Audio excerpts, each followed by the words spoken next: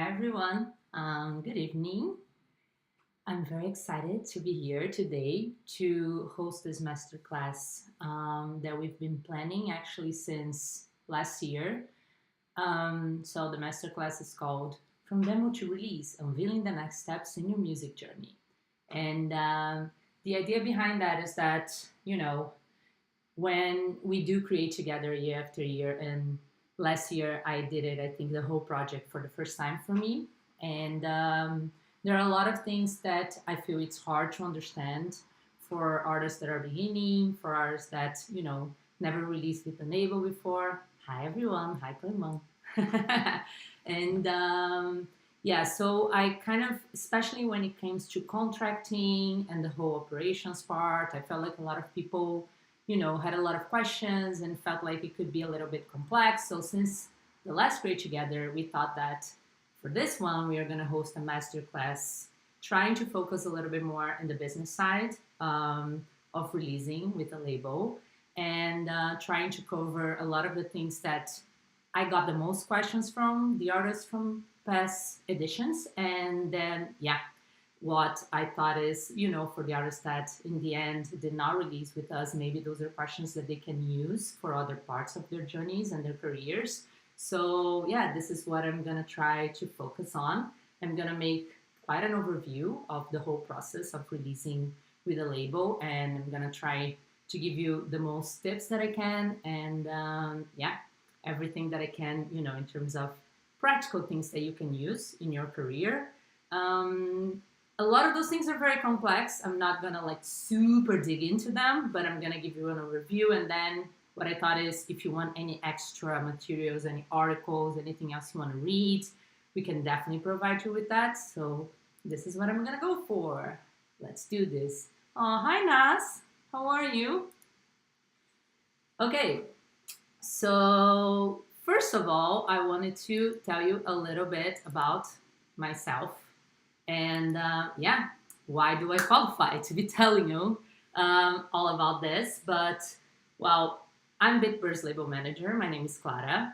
I'm originally from Brazil, and both my parents are musicians. My mom is actually a pianist, and my dad is an opera singer. So I've kind of always been into music, I guess. There was really never another choice for me. But at the beginning of my career, I worked with live music mostly. All my friends were musicians, and all my family is musicians. So yeah, I started producing them, helping them with their projects, their releases, their tours, booking, writing projects from beginning to end, working with budgets, and then I became a curator for festivals and venues. And then I did a master's that focused on a lot of the information that I'm going to be passing to you today. And after that, I relocated to the Netherlands and started working at Bitbird. And now I'm Bitbird's label manager. So that's kind of a summarized version of who I am. So yeah, let's do a quick overview of what we are going to talk about. So first, I want to talk a little bit about, why release with a label. Yeah, the whole idea, I feel like, nowadays everybody knows that releasing can be done independently. So I want to go over a few of the reasons why I think it can be valid to release with a label at a certain point in your career.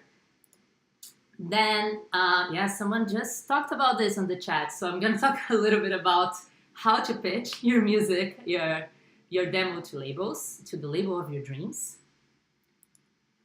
Then, after your demo got picked or you've made an agreement with the label, I'm going to walk you through the whole process from the moment we decide to release together until release date. And then I want to go into metadata a little bit because this is super important for you as an artist and for the labels, any label that you work with. So it's important that you know what this is about and that you know how to prepare for that. And then I'm going to go over contracting a little bit and copyrights and what you should look for, what you should pay attention, and yeah, what are the most important things when it comes to contracts. And then I'm going to go over a little bit like the fundamentals of marketing and pitching and hi Nikita. And yeah, hopefully I will give you, a lot of tips and a lot of practical informations. But if you have any questions, we will have some time in the end. And like I said, I'm going to mention some things and quote some things. If you want us to share any articles or books or informations later on, just let us know. Okay, so first, why should anyone release with a label? I don't know if everyone knows this, but once upon a time, you kind of didn't have a choice. Recording was very expensive, but especially distribution before things were all digital, it was very, very complex. So big record labels had all the structure to record your music, press into different mediums, let's say CDs or tapes or vinyls or whatever, and they own all the distribution channels, which is mainly, trucks delivering those things into actual record stores so they could be sold.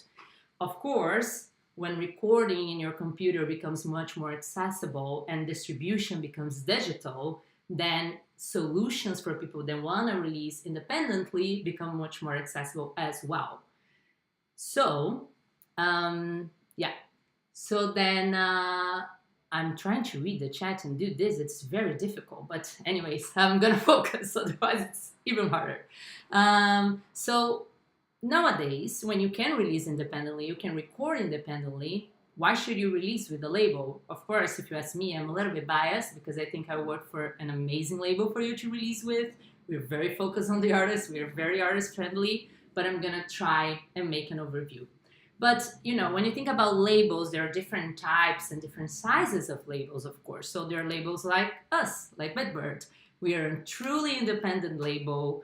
We're a small team, and we are what I would like to call a boutique indie label.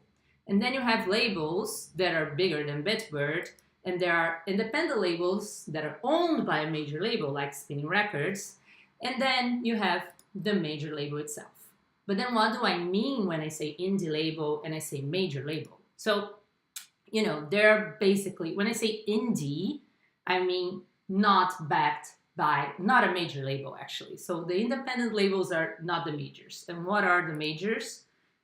Those three actually. So Universal Music, Sony Music, and Warner Music are what we call the major labels. And if you think about it, they are that big. And I was reading the most recent research about market share. They still control 70% of the market share when it comes to music, which means that they own or control most of the copyrights and the intellectual property that you listen to, and they're actually behind all the superstars that you know of, or I don't know, yeah, pretty much everyone. But the fact is that all of those, before they went into music, they already had a huge market doing something else. Universal had, the parks, and Sony Music had everything else Sony that you can think of, like all the electro thingies that are Sony, and Warner had the studio. So when they went into music, they already had a huge control of entertainment markets, of, technology markets, and then it's really, really hard to compete with them because they have the means, they have the structure, they have the teams, and, a lot of artists don't know very well what's the difference between releasing with a smaller label, an indie label, and a major label. And depending on what you want for your career and what you consider actually more important, this will change a lot, right? So what I mean by that is labels can provide you with a team of people. So Bitbird, for example, if you release with us, you will see that we have someone that takes care of marketing. We have someone that takes care of social media. We have someone that takes care of contracts. We have people that help you with artwork and etc. So there's a team of people on the label behind us that can help throughout the whole process, can help you with your creative questions, can help with advice. We can help a lot with marketing expertise because, as I'm sure you are very much aware, nowadays, one of the most difficult things is breaking through the noise. And we not only have marketing expertise, but we have a huge network that we can access way more easy than our artists trying to pitch by themselves.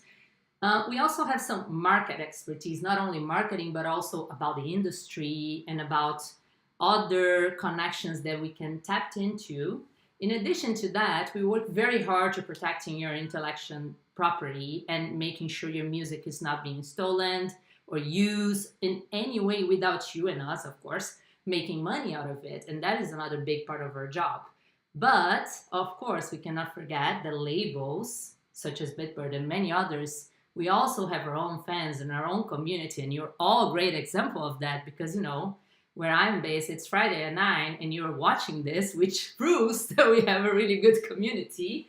But yeah, it is also something that helps a lot when artists are in the beginning of their career and they haven't built a fan base yet. If you go for a label that has a community such as ours that is so loving and that supports our artists so much, it is a huge thing that you gain by releasing with a label.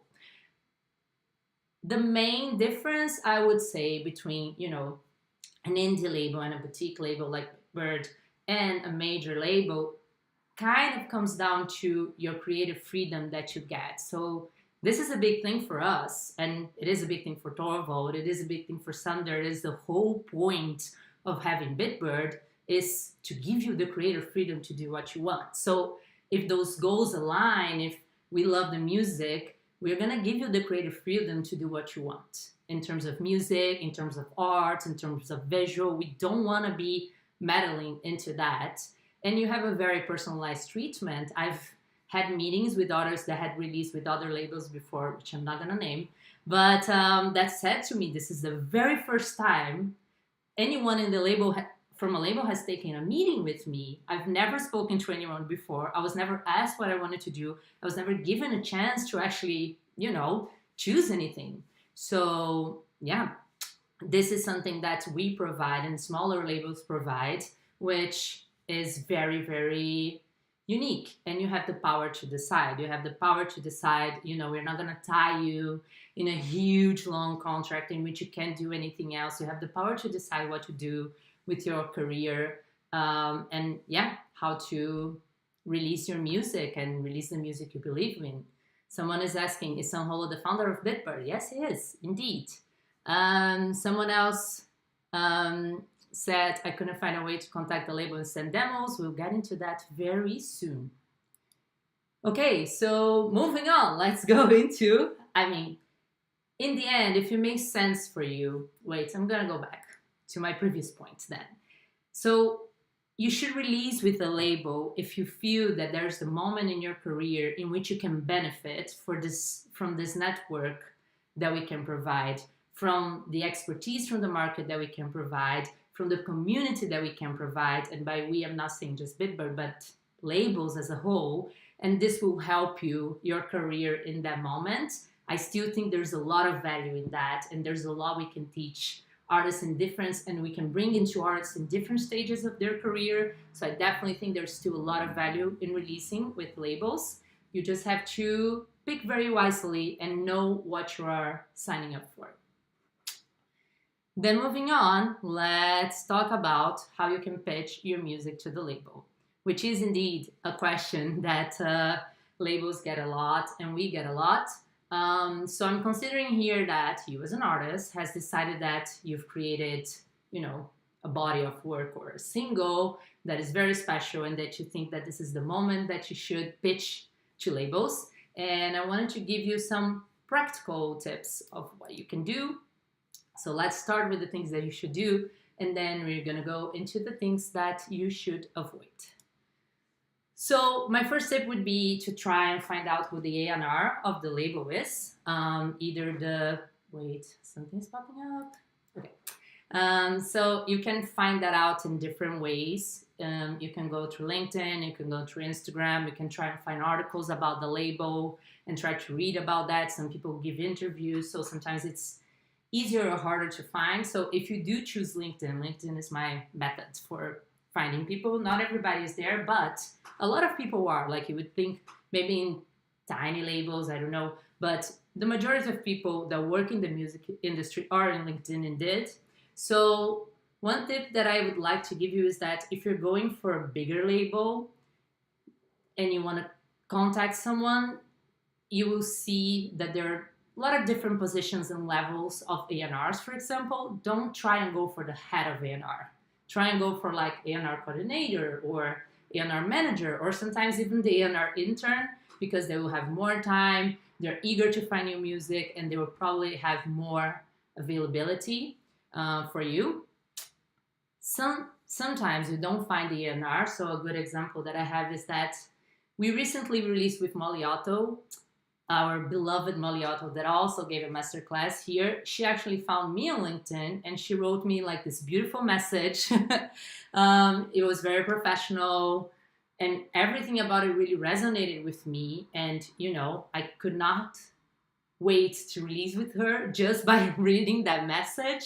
And then, you know, when you listen to the music, you of course get very excited about it as well. So another thing that can work, and a lot of you from the Bitbird community already do that, and that is great, is that you contact someone else that has already released with Bitbird and ask for an actual contact. So, you know, a lot of times I receive emails saying, yeah, I'm a friend with someone and they told me to write to you. And that's great because there's already a connection there. It shows me that you already know the label, that you already have someone in common, that you understand what you're doing. So that's already a good step. It's very good, like if you put, you know, if you're sending me an email. So I'm an email person. I'm not very much Instagram direct message person. I like receiving emails. So if you are doing that, and I feel like, you know, it should be the case in a lot of times, you should make sure that you put like your artist name and what you want in the email title, or the name of the track that you're releasing, or why you were reaching out. That's very important. And then in that email content, it would be great if you could tell a little bit like who you are as an artist. Why do you think that label is a good label for you? What have you done before? Where are you at in your career? If you have, you know, for example, if you already have an idea of, you know, you really want to release that single and you know the kind of campaign you want to build around that, also tell us a little bit, because it shows us that you're the kind of artist that thinks about those other things. And that for me is a great advantage of working with a new artist. And then, you know, links, of course, you have to link, you know, something for me to listen to. So I don't know if you're gonna link to a SoundCloud link, one thing, like it's tiny details, but sometimes I go and you link me to a SoundCloud link and then the picture there is kind of a weird blurb or something that I can't identify. I don't know who that is. Put a nice artist picture there, you know, for when I listen to your demo. Or you can also send SoundCloud links, Dropbox links or Disco links. That doesn't really matter as long as it's like, you know, the title is well done. Those little details that show that you're a professional and that you know what you're doing also helps. Can sound a little bit silly, like not relevant, but it is, at least to me. And after that, you know, if we don't reply or and the first, you can follow up. You can follow up. But be nice, of course, with the follow up. Don't be, you know, why haven't you replied to me yet? There are several reasons. Sometimes you just, you know, emailed in a really bad week, or it was very busy, or we got too many demos, or I don't know. But if you're gonna follow up, be nice. And ideally, if you're gonna follow up after a while and something else happened in your career, so let's assume. And that happens sometimes, and I really like when it does. So you send us a demo 3 months ago, and then now you booked a tour. So you send me a follow-up saying, look, the demo that I sent 3 months ago, I have now, I'm going to start a tour in the US. And yeah, I wanted to tell you about this. Or I've just released a collab with this other artist and it's doing very well. Or I have this track and now everybody's using your TikTok. I don't know. For myself and what I'm doing follow-ups about different things, I always like to add some new information because that's a very nice touch. Sven asks, what's a reasonable time to wait until you send a follow-up email? I would say wait like 2 weeks. I think that's fair enough. And then, you know, after 2 weeks, if you still don't reply, then I would say wait a little bit longer and then share something new, which can be interesting. Networking. Networking can be done in many ways, and probably some people hate this word, but it can be, you know, go to a show of the label that you like and try to meet people and try, you know, to make connections there. And then maybe one of those connections will be that contact that I say, like, that you can ask for an introduction. So yeah, just try and go out there. Sometimes you can just go see an artist that you really like, go and play live, and there you can meet people. So yeah, I hope this is useful. But let's get into the things that you should definitely avoid. So if you try to send your demo to like general emails that you find on websites, like, not even like a demo email. Oh yeah, that's true. Discord is also a great low effort to network. That's a very good point. On the chat, I'm not making those things up. Anyways, so try to avoid those. And like I said before, try to really figure out who is the person that works there and who you can directly reach out to. Don't title your email demo, just demo. Don't do that. Just, put your artist name, put the name of the track. Is it a single? Is it an EP? Is it an album? Why are you reaching out? If it is like someone that's recommended me, sometimes we get emails from people that came through, I don't know, another artist team. Like mention that, but never just title your email demo and nothing else. Yeah, also sometimes I receive emails, which is like, I can see on CC, there's a list like 100 other labels, and it's the most, it really gets me a little bit anxious. First of all, because all those emails are like open for anyone to see, but emails that start like this, I will most likely not even read. So if you are sending someone a demo and you are writing someone an email, make sure that to make that email personalized to that occasion. So do a little bit of research. And like I said before, explain why you think that specific label is a good fit. Yeah, and like I said, avoid those generic messages, because sometimes I get emails like, I've always admired your label. Your music changed my life, but it's 100 people on CC. So I know it's not true. I know you didn't make this message specifically for us, so I will most likely not, take it serious, I guess. Don't take rejection personally. It's not about who you are as an artist. It's not about your music specifically. Sometimes, like I said, it's just a busy week. There's a lot going on. We receive a lot of demos. And, Molly, I've already gave the example that involved you. How you wrote me a beautiful LinkedIn message and I couldn't wait to release with you even before you joined the label. So don't take it personally. And sometimes, we can't really tell people why we're not picking that demo at the time and we're busy, etc. We try to, as most as we can. If we are not accepting a demo or if we're not releasing that, we try to let them know why, but not always that's possible. So don't take it personally. Don't give up. Keep trying. Try the other messages, the other methods that I mentioned before. And maybe this helps. And then I have a bonus tip.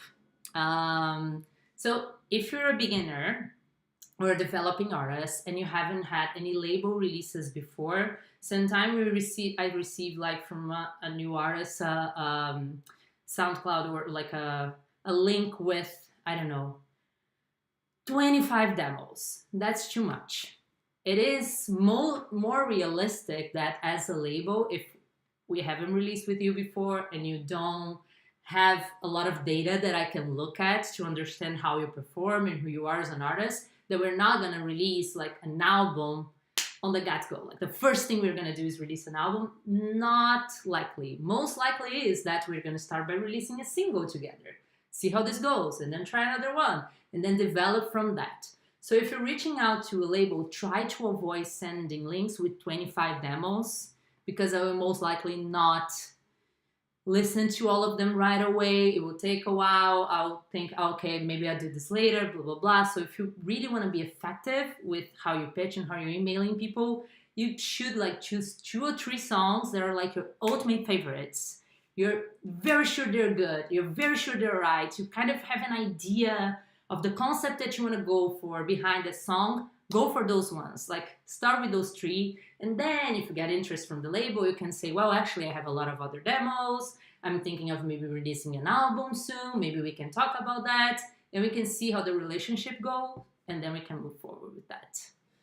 Okay, hope this was helpful. And then I want to go into the next stage, which is once a label has accepted, your demo, what comes next? Okay, so someone asks, what if we submit a playlist of songs without any specific project that we think could be a good fit? That is also an option. I would still say, if it's a long list, you can say to the label, look, these are my favorites that I really want to release. I'm really confident about those three, etc. Um, yeah, yeah, I understand. So she says, for example, if I send 10 songs, all of which I'm comfortable releasing with you, but they don't belong on an EP or album, that's fine. But it will be even better if you say right from the get-go, like those two are my favorites, or I really like these three. And then, of course, if I listen to those three and I really like them as well, I will want to listen to the rest of them. So try to be, I think, a little bit more strategic with that. I think will go a long way.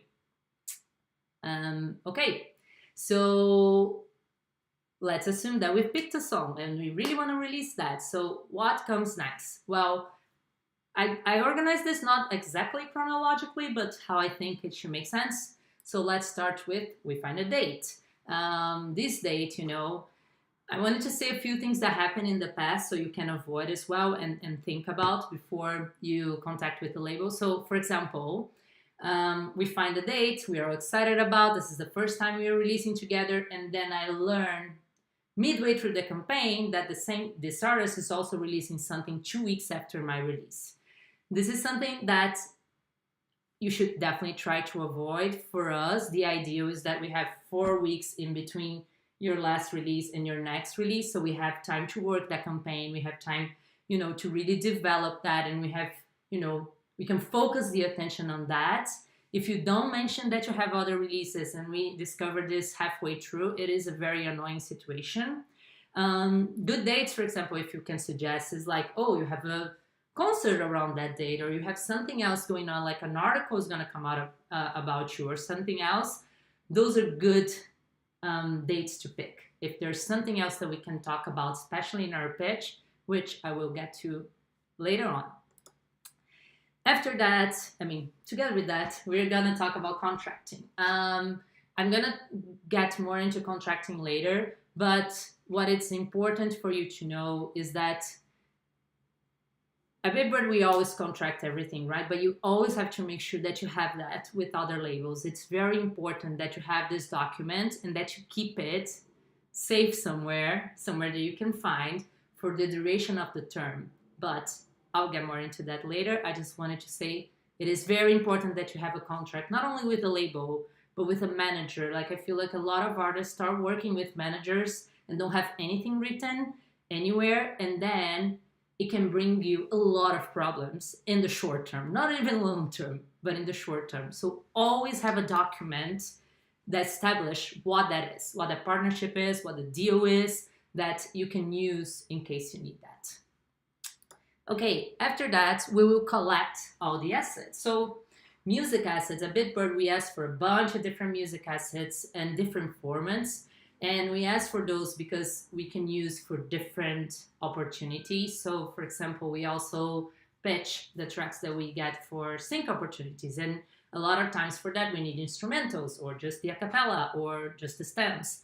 And, if you're gonna release with the label, it is very, very valid that you have all of those things ready to send when we ask for them, because sometimes I get like, okay, here's the master, and then 2 weeks later, oh, here's this, 3 weeks later, here's that, and then like drops and drops of assets is not ideal, especially if it is one of your first experiences releasing with the label. I would recommend that you have those things well organized and ready to go as soon as they ask for it. Oh, and if you're doing a release that has, vocals, send lyrics as well. Lyrics are important because we then distribute that as well. And, you can see like the pretty little lyrics showing up on your Spotify and Apple Music. That is also part of our distribution project. Distribution process is what I want to say. Anyways, and then for the visual, we have the artwork. You as an artist can choose to do your own artwork. We can help you with the artwork, but it is very nice that you already have an idea of where you want to go to. And the same is, do you have any tips for visual artists to work with labels? You can also answer this later. Yes. Well, since I'm already talking about it, let's go for it.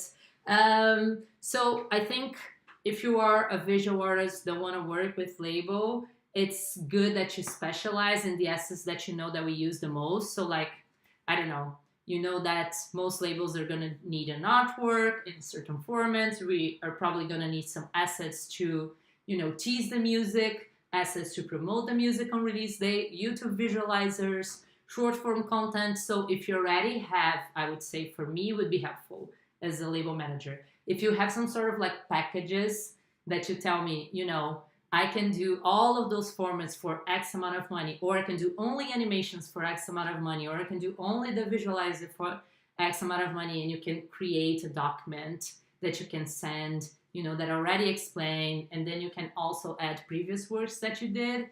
I think it would be, super nice and maybe help you get more work with other labels. But speaking of visuals, not only the artwork is important, but it is important that you as an artist also understand like how you present yourself visually.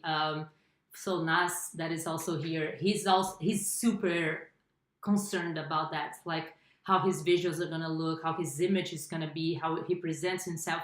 And I think this is so important because your image is also part of who you are as an artist, and you have to cherish that, and you have to take care of that, and you have, when possible, to think about it as part of your release as well, as part of your career as well. So I really appreciate when artists have this care when thinking about, the visuals, not only in addition to the music. I know it's a lot.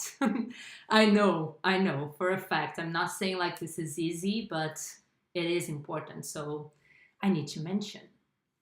Okay, and after that, we are gonna go, of course, we are gonna distribute the music, which I now realize I miss here, but let's talk about distribution then. So for distribution, as you probably know, okay, let's assume you don't, but you as an artist cannot like physically, just click a few buttons and make your music get to Spotify or Apple or whatever. Everyone needs a distributor. You have independent distributors, which you can use to release independently. And when you go to a label, labels use different distributors. For distribution, the most important thing you need to know is that distribution and pitching, they go together. Because I can't pitch something that hasn't been distributed yet, because once you distribute, you generate a few codes for the DSPs that you need to give to them before you pitch music. So if I don't have the music 4 weeks in advance to be able to distribute, I run the risk of missing some pitching deadlines. So it is important for you to know that if your release is scheduled for X date, the label will need to distribute this at least 4 weeks before. So you need to have everything ready, ideally even earlier than that. Of course, there can be changes. There can be changes like, I don't know, you decide to change something about your music or something about your artwork, and we can do that. It's fine. But leaving it for the last minute is very dangerous. So if we need to change something, it's good that we distributed like a while back and we can have some time to make any changes if they are needed. And then we have the marketing plans. So I'm gonna go into marketing and pitching and what, like the fundamentals that I think you should know about that. But what I just already want to kind of like touch upon is the expression. What I wanted to touch upon is that it is very important for the success of the release that this is a partnership in terms of ideas as well, and in terms of how you perceive this music and how you think it should be marketed. So, it is very difficult to ensure like the most success that we possibly can for a track if the artist doesn't just say, oh, here's my music and that's it. But I need to know more about the music. I need to have ideas about the music. I need to know how to promote this music. Who is this music for? So I'm gonna go deeper into that, but it is good if you come to a label and come to this process already envisioning a little bit more for marketing. Oh yeah, distribution was after that, but we already talked about it. Fun times. And then we have release day. So for release day, it's really important that you're active, that you're there, that you post about it. that you tell your friends about it, and that you participate in that. Sometimes, we've had artists that kind of disappear on release day, and we have, I don't know, something scheduled, like Ask Me Anything or an Instagram takeover, and they're kind of hard to find. So please don't do that. Be present and promote your release with as much passion as we would. And then we have royalty payments. Of course, after your music plays, you need to make money. We need to make money.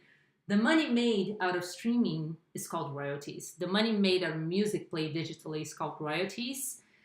Royalties are very complex. Someone asked if there's going to be a VOD for this. Yes, it's going to be available on Bitbur's YouTube if you want to see it afterwards.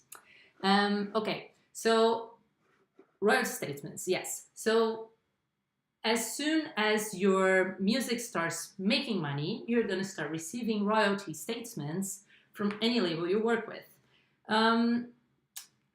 So the marketing standard is that royalty statements are sent either quarterly or twice a year, which is kind of annoying. I know we send them every month, but not every label is going to do that. And that's just like a market practice. So there's not much you can do about that.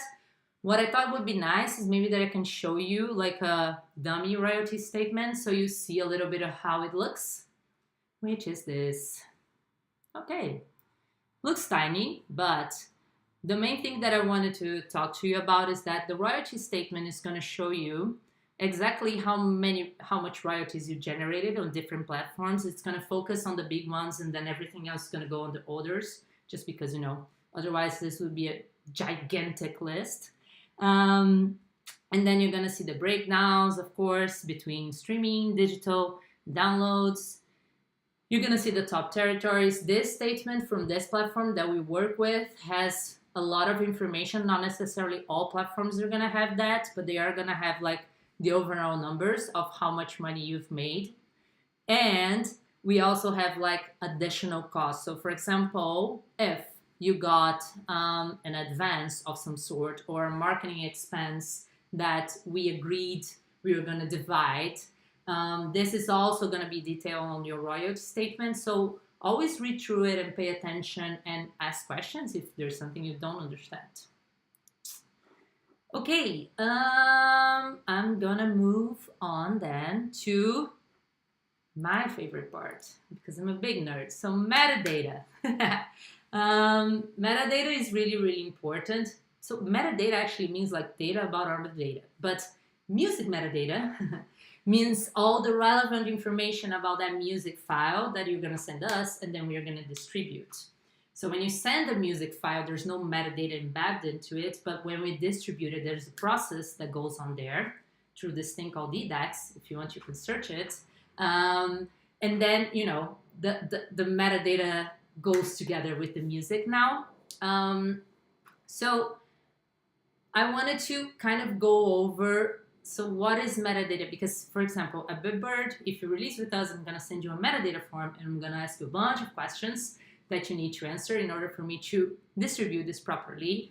And so these are some of the most important things that you need to provide in terms of music metadata. Of course, the track title is very important. The artists we're playing, so the main artists, feature artists, remixers. The release date is very important. Release version, sometimes you're releasing just like, a chill version, lo-fi version, or whatever of the music. Who produced that track, who mixed that track, who mastered the track, the genre as well.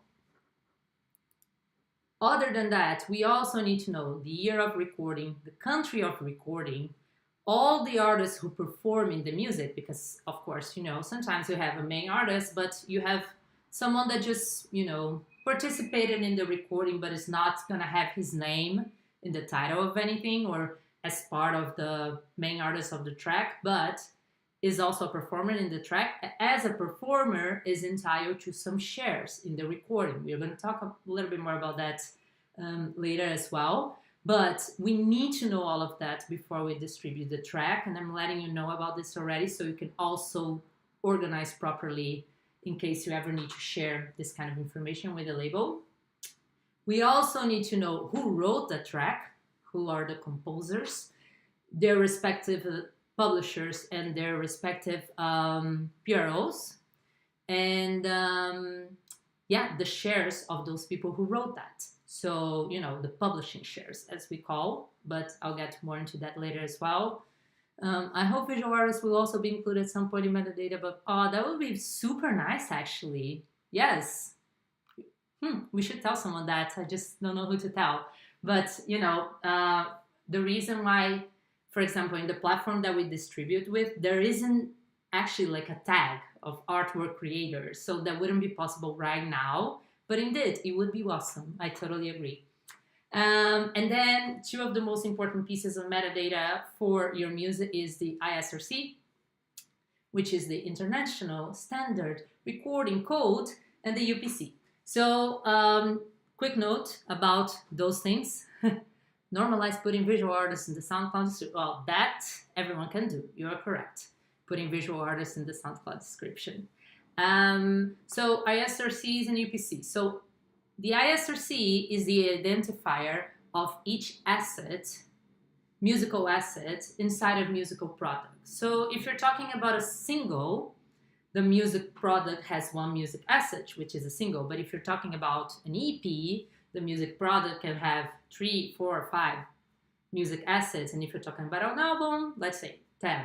So the UPC will identify the project. It's just like a barcode, but we'll identify the product, and the ISRC is going to identify each track or music asset. Distributors, we usually generate those for you. So if you distribute independently, they will make that up for you.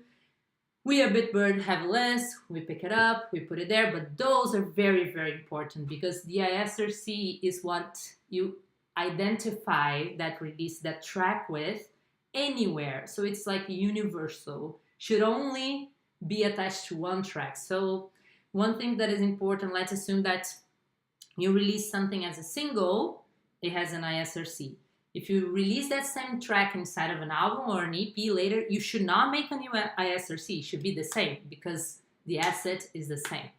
So a lot of times we have artists that have issues with that from previous releases, for example, and we try to help, but the fact is, once music becomes online, you can never, ever, ever again change the ISRC or the UPC. So you as an artist, and very little artists do that, but you as an artist should always ask me what is the ISRC and the UPC that I used for your track. You should always ask any label, you should keep track of that somewhere in a little Excel sheet somewhere, and we would always give you, of course, this information, but it's good that you keep that yourself. Okay, that was the most nerdy part of it. No, sadly not. Why is metadata important? I feel like I already made a case for it, for identifying your track, for credits, for example. So this is an example from Amna's recent release. So as you can see, we distribute all this information and then you can check that on platforms, but also because this allows for royalties to be paid correctly. It allows for, sometimes we, for example, receive emails from companies that listen to a track and they want to find the specific writer, and they go into the credits and they can see that. So that's very valid. And especially what I talk about the ISRC and the UPC is what guarantees that the correct track is going to be paid correctly. So metadata is very, very, very extremely important, and you should take good care of it and keep it stored correctly. Okay, so now I feel like I need a quick water break, but we're gonna get into copyrights and contracting. I initially wanted to talk about contracting, but then I realized, well, I'm gonna have to touch upon copyrights real quick. Music copyrights is perhaps one of the most complex things there is. So I'm not going to really explain music copyrights right now. I'm just going to mention it because when we are talking about contracting recordings, we are basically talking about two copyrights. And I think it's important for you to understand the difference if you're ever offered the opportunity to sign these two sets of contracts. But anyways, ooh, what did I do? Okay, click. Yes. Okay. So when you sign with the label, what you really need to, the contract that you actually need to sign in order for a label to be able to distribute your music and release your music is the master rights, right? So the rights to that recording. But for any recording to exist, you need a composition. So you have the publishing, copyright, or the compositions rights embedded in it, because no recording is possible without a composition behind, right? Of course, different genres treat this can be treated differently. There are some genres that have, like, I don't know, 12 people composing a song, whereas in electronic music you don't see that often. But either way, no recording exists without a composition. So when you're signing with a label, you only really, like, how do you say, the only obligation that you have, that's it, is to sign the recording, the master rights to the label. Some labels, Bitbird being one of them, also offer you the possibility of signing your publishing, meaning signing the composition rights. Why is this good for you and for the label? Well, because a lot of the times, and a lot of artists will ask me about that, about sync and pitching for sync, etc. Nowadays, synchronization means putting music into any moving image. It can be a film, it can be an ad, it can be a video game, it can be a Netflix show, it can be whatever. But for that to happen, this movie producer needs to go after whoever has the rights to that recording, but also to that composition. So when you sign both to the same label, so Bitbird is a label but is also a publisher, makes it much easier for us to close deals for you in terms of sync. Because nowadays, most sync people, music supervisors, they will not be bothered if you don't own both rights. So it is something that I always tell my artists. And recently, I don't know if any one of you who had these opportunities here, but we got a really nice deal with Valorant, the game. They had a championship, right? So Valorant is one of the Riot games, and they had a championship, and they licensed, I think, over 40 Bitbird releases, and all of those they only licensed because they were one-stop catalog. And one-stop means that Bitbird was controlling both the recording, the master rights, and the composition rights. And we actually got a lot of the Create Together 3 tracks on that, and it was a very fun time. Those things just take a while, you know, the whole process, but indeed, they didn't even want to listen to anything that wasn't one stop. But again, I'm going to stress this again.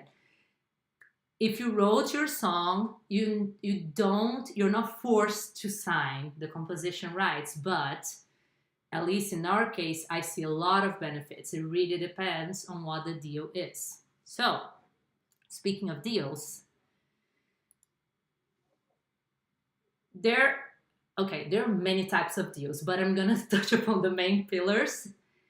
It can be either a license or ownership when you're signing with a label. So Bitbird only works with licenses, and that's one of the reasons why we say we are very artist friendly, and it's very true. There are many reasons why this is true, but we only sign licenses. What this means is the artist owns the recording, owns the masters, and you're licensing it to the label for a certain period of time.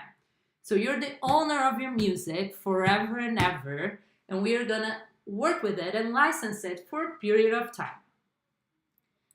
So what can we do when you sign the licensing rights to us?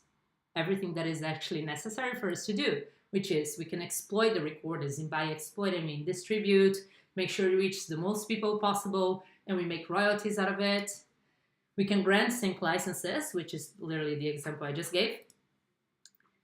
We can, of course, under this license, use your image to promote the music, and we can perform, the records can be performed publicly. So like, I don't know, it can be play it inside of a shopping mall or a cafe or something. All of this is covered by this license. So the majority of the artist-friendly labels are going to offer you licensing deals, which means you're still owning your masters. Whereas with major labels, you're most likely not going to get that. You're most likely going to get an ownership deal, which means that your master is no longer yours ever again. It's for that label forever. And even with licenses, we can talk about different terms. So terms in periods of time in which the license will run. But with ownership, the label owns that. So a very famous case that happened about ownership was the Taylor Swift case. The reason why she's re-recording all of her albums and doing her Taylor versions is because for what time periods did Bitbird license the music? Wow, that's confidential information, which unfortunately I won't be sharing. But anybody who gets on the Create Together compilation will learn that. And yeah, I just, I'm not going to say that right now, I guess. So for the ownership deals, what happened with Taylor was exactly that. She released 6 albums with the label, and the label, correct. Sven, yes, you go check. So yes, where was I? Okay, Taylor Swift. So she released 6 albums with her previous label and eventually didn't want to work with them anymore. However, she did not own her masters. The label owned her masters, and there was nothing she could do. Except, when the label owns masters, there's a clause in those contracts, which is a re-recording clause, which will allow her, after a certain period of time, to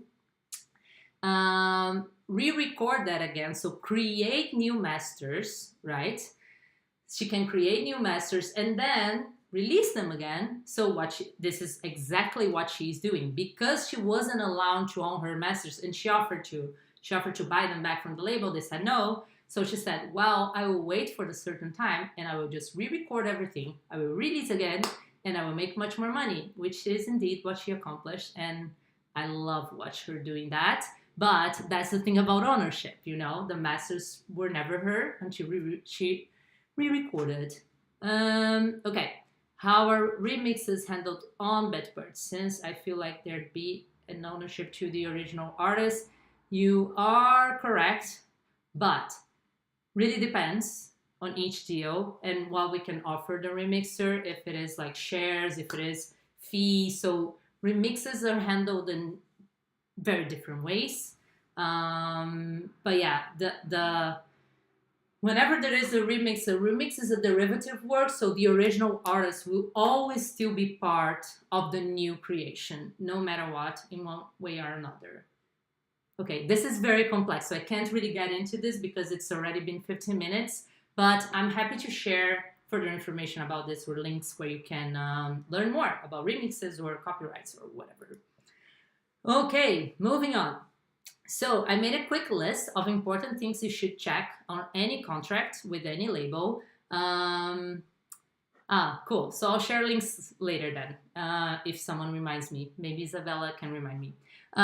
Okay, so I made a quick list of things you should check in contracts when you're signing contracts with the label. So first thing is the copyright ownership. Are you signing a license or are you signing away your ownership to the master? Pay attention.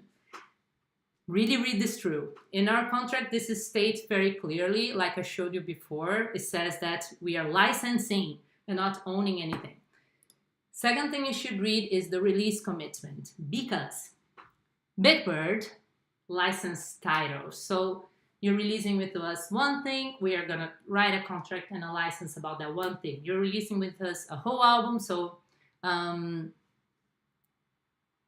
yeah. Okay, wait, I'll answer this later. So you're releasing with us 5 things, so we are going to cite 5 things because those 5 tracks are inside an EP or an album, etc., etc. Some labels will sign you for 5 future albums that you need to deliver for in the next 5 years. If they do that, they will probably give you an advance, but you should really check what it is that you're signing. You're signing one specific thing, one album, one track, or are you signing for a bigger release commitment for a long term of time and with a lot of deliverables? Someone asks, is there any point in considering the ownership deal? The license deal seems a lot better. It's more fair. Indeed, sometimes you don't have a choice. So if you're signing with a major label, they will most likely never give you a choice to a license deal. It really depends, who you're signing with and what are they offering, and you get to choose as an artist if you're going to go for that or not. Then you should really check the term. So, how long is that label going to be able to administer that track that you're licensing? You should check the shares, of course. What are the shares? What is the label going to get, and what is the artist going to get out of any monies that recording makes? You should check the territory. So I will tell you right away, most of the times you're gonna, any contracts you sign with any label the territory is gonna be the universe. There are very rare exceptions, like for example, there's some territories that you might, like Asian territory is very specific, like Japan, and then you can sign, a deal. You say, oh, I'm really big in Japan and I have this label in Japan. So I don't know, I want to sign that with them and then everything else with you, which can be negotiable. And then going into accounting is what I mentioned back then, like how often do you get royalty statements? And then if you negotiate any advances of recoupments and how this is going to be taken care of throughout that deal. So when you negotiate an advance is kind of like you're borrowing money, right? So the label will only start paying you royalties once that advance is recouped. So you have to pay attention to that as well. Then moving forward with marketing and playlists. So I mentioned that before, that one of the biggest advantages that I see working with a label is that you're working with the team. And part of the team, is focused on marketing and is focusing on helping you break through the noise. And we do that very well because, at least Bitbird has established years and years of relationships with different music journalists, with different editors, with a whole community of people that work in the music industry. So when those people receive an email from us, they will most likely open that because they know we release good music, because they know we curate very carefully what we are doing. So we do have this, this advantage, I guess, when it comes to marketing. But we also have a lot of expertise because we've been releasing for a very long time. We've seen a lot. So, and we are learning a lot, and we are keeping ourselves informed on what's working, what's not. So, but with other releases, we can assume a lot of things and we can help with a lot of things, right? A lot of artists, they really want to be on editorial playlists, and of course we also want that. So we always try to push for that. Nothing is 100% guaranteed though, because sometimes the editor just really doesn't agree with what we are pitching or doesn't think it's a good fit. But still, our chances are very good because we're already pitching to people that we know of, and we have developed a very good relationship throughout the years.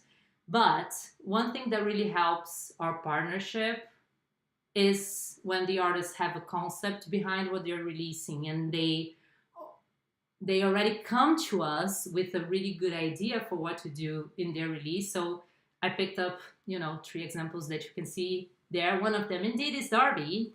And indeed, Darby is one of the artists with the most ideas that I've ever seen. Each time we release something new with Darby, he has a huge list, 3 pages of ideas of how he wants to promote the release. It all goes around the visuals, has a lot of ideas for that. And that's really nice because we can really potentialize that, we work together and we have back and forth of ideas of how to implement that in the best way possible, but it's so helpful. It's the same with Wes Mills. He always has a very interesting concept for what he's going to release, and he goes with the music videos that we can then do a lot of things around. We can cut them, we can create characters around them, And that's very helpful for us. It's very helpful for the process, for the pre-release, for the post-release, for the longevity of that release. This is very relevant. And I also put here an example of an upcoming release that is not out yet, but the new release of Mural and Marmar. Right away when they pitched the release to us, Mural, Ian, already pitched this idea that he wanted to do this casting call for a music video, etc. So it already got us also engaged and interested in wanting to see that happen and excited about making this work. So I guess, my whole point here is that it is very valid that you bring ideas as well and you try to get the most involved with creating content and anything else around this release hype, right? Of course, this will not be possible maybe with all the labels. Some labels are a little bit more restrictive and, they will do a certain type of campaign. But for us, this is one of the most valuable things you can bring. And we also have a marketing questionnaire that we work with in which we ask a bunch of questions. And sometimes artists are not super specific in those questions, and that's exactly what we need. So sometimes we say like, okay, what are the focus territories that you have? Like, where are most of your fans? Where have you seen the most results? And if you answer the whole world, it's actually probably not true, first and foremost. It also doesn't help us a lot. When we ask, what are your goals? Sometimes in the questionnaire, you need to actually, be more concise and be very strategic on how you answer those questions. It takes a while and it takes a little bit of effort, but also it's what's going to help us create a good pitch, create a good marketing campaign around it. And it's really, really important for us, especially because the questions that we put there are the questions that are asked by the DSPs and that we will need to use to create a pitch and a campaign.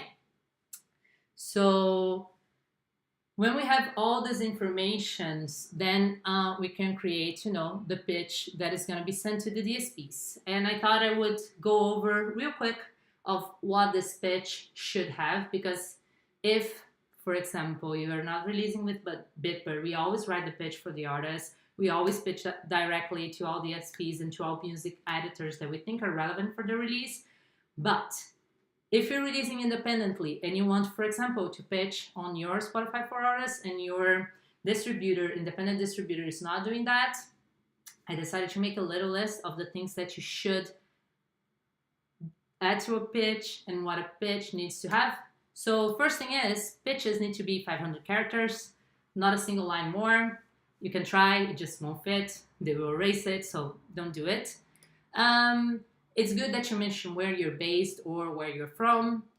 This is interesting, and sometimes it really helps with them placing you with like the New Music Friday on certain territories. You should say a little line about who you are as an artist, about what it is that you're releasing, what is the song, if this is a part of a bigger project or not. If you have any upcoming live shows, DSPs love that. Always mention tours or live shows. They think it's very valuable. If you have any success on radio or press, also include that. I know I'm saying a lot and it's just 500 characters, and that's why it's a lot of work to write a really good pitch. But yes, those are all good information. And if you had any previous editorials on that DSP, it's good that you mentioned. So if you're writing like a general pitch that maybe will be used for a bunch of DSPs, there's no point of you saying, oh, I got Spotify's playlist, blah, blah, blah. But if you're pitching directly to Spotify, then you can definitely mention that. Okay, so I think that was quite it. I hurried up a little bit in the end. I'm sorry about that. But again, if you have questions, yes, Van, great question. Should artists include previous label releases in the pitch? Yes, I didn't put that on the previous one because I'm kind of basing this on artists that most likely hadn't released with the label before. But if you have, yes, please mention any previous releases. Thank you, Sven. Okay, if you have any other questions about this pitching part or marketing part, let me know. What I wanted to say is, so the post-release. So after we've released it, we wrote the pitch, we released the music, everything is doing well. Please don't forget to post about the support you got from many DSPs, especially if you're starting as artists. Keep track of your performance, because sometimes you will see that your track all of a sudden getting more streams than it was at the beginning, and you should look into that and you should let us know. It's very important because we can also do some digging, and maybe there's some remarketing that we can do depending on where this came from.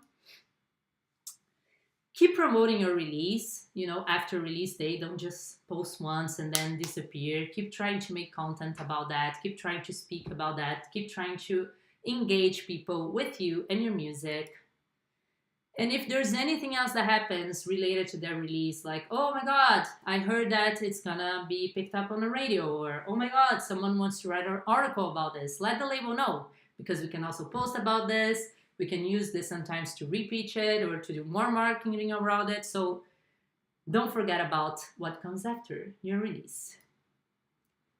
Well, okay, so in conclusion, because it's been over an hour now, I wanted to say that we are fully aware and we understand that it is very competitive, and there is an insanely crazy amount of music being uploaded every day, and that being heard is very hard and breaking through the noise is very hard. But this is precisely one of the reasons why I think releasing with the label can be very helpful to you, but also one of the reasons why I love this project so much, and this kind of projects, anything that is collective, because it is very hard, and I know it is exhausted to be an artist nowadays, and you have to be so many other things besides being an artist. And I think a project like Create Together, in which you all can collaborate and create new music for the fun of it, for the community of it, for the friendships, is, definitely one of my favorite things about Bitbird, and I hope it is very valuable to you guys as well. My whole idea with doing this and giving this overview was really trying to provide like most practical tips I could think of things that people asked us in the past, but also to help you get started, even if you don't release with us on this compilation or in the near future. I hope those are things that you can definitely use. Like I said, it really helps when you have like a full concept and a full idea around your artist project that you can share with any label. And there are other ways to engage with your fans. They're not only playlists or Spotify. One of my favorite social media. One of my favorite examples, I think, is Sinova. When we first started releasing with Sinova ever, there was this, we did this pre-save campaign, and Sinova was never very into TikTok or anything like this. It wouldn't work for them. So then they had this idea of, if you share a screenshot of a pre-save, I will send you something on the mail. And I was like, okay, let's see if you will. So I pre-saved, of course, send the screenshot, and then I received in my house this letter with pictures that Sinova took from a trip, I don't know, and then some like a handwritten thank you note and some stickers, and I have this to this very day in my house in the other room. And my point is, engaging with your audience is so important, and there are other ways to do that, and we really believe in that. But you have to really spend this time understanding who your audience is and what else you can do to really reach them. I think that's it, guys. Thank you for your attention. Sorry if I spoke too fast. And let me know if you have any other questions, I guess. Will we get any feedback on how we submitted our track for Create Together Volume 4? Well, unfortunately, we won't be able to provide feedback to everyone. Based on the previous years, it is a lot of submissions. So unfortunately, I can't say that we'll be able to provide feedback to every single one. Detailed feedback, of course, but that's it, I guess. Let me see if there's something else. No, I think I kept really good track of the chat. I was worried about that. Torval knows, because I was obsessing about it the whole day, but I think I answered most of the questions. So if there's nothing else, again, if you want like any other reference or materials or books that you should read or whatever, if you want to know specifically about any of those topics, maybe it's also something that we can go in deeper on the next Create Together. But yeah, let us know. I'll be happy to provide. And I don't think I missed anything. Okay, then I guess I wish you all a very lovely weekend and evening, and we'll see you on Pray Together. We're very excited to be doing the fourth installment of the compilation, and can't wait to hear what you're going to come up with. Bye, everyone.